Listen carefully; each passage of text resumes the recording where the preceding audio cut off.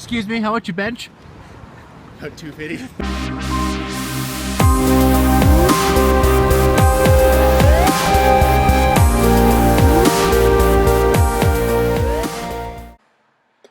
What's going on, everybody?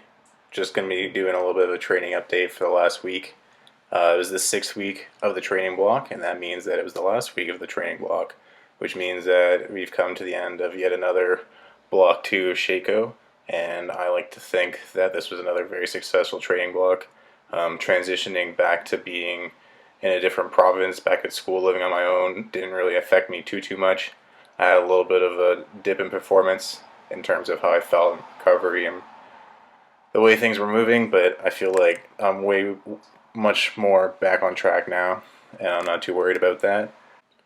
So a bit of exciting news for us is that I think we've finally decided that we're ready to go find a meet again, and one that we've got in mind.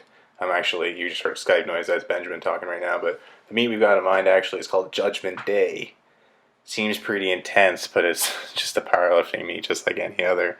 It's on January 28th, and pretty much we're just going to run the same peaking program we ran last time, where we're going to do one more volume block, and then we're going to get into a little bit of heavier weights, and then we're going to build a little bit more volume, and then we're going to drop off all the volume right before the meet, and hopefully hit some huge numbers.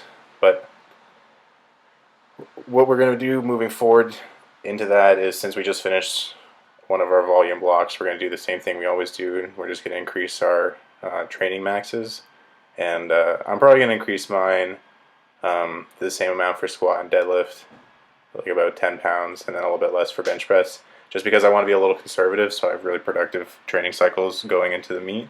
And also, right now, my training maxes have sort of drifted from second attempts more towards third attempts, so they're more like true maxes, I'd say. So it'd be nice, since when you run the peaking cycle, you don't have an opportunity to adjust your maxes for like 3 months or so. So what I'm getting at is, it would be nice that my maxes, since they wouldn't be increasing for 3 months, they would drift more back towards second attempts, which I found I had a lot of success with last meet, where my training maxes were what I would consider second attempts.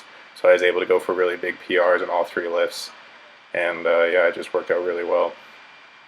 Other than that, in terms of food intake for myself, kind of mentioned earlier, I had a bit of an issue transitioning over back to school, and that's just in terms of feeding myself and purchasing groceries for myself. But right now I'm just able to stay a lot more accurate than I used to be, and one thing I really attribute that to is I've been tracking all of my foods. Nothing serious like scaling things, but just using the MyFitnessPal. Particularly, they have like the bar scanner application. Makes it quite a bit easier to like just scan everything and then just get a pretty rough idea of what I'm eating. And I'm also not doing any sort of like crazy macro carb cycling or anything like that. I'm just trying to eat 200 grams of protein, a little bit more than that maybe, and then roughly around 4,000 calories a day to make sure I'm eating enough food to be growing and recovering and being productive. And other than that, this next week of training is going to be pretty boring when I upload it, because it's just going to be a deload, but it's going to be coinciding with going home for Thanksgiving, so hopefully I'll find some photos or video footage of pups or foods. Anyways, thanks a lot for watching, and hopefully you've enjoyed some of this lifting footage. It's been primarily deadlifts, but that's my jam. Hopefully when I'm back home, I'm also able to get Benjo to help me out a little bit. Anyways, take care, guys. Thanks a lot for watching.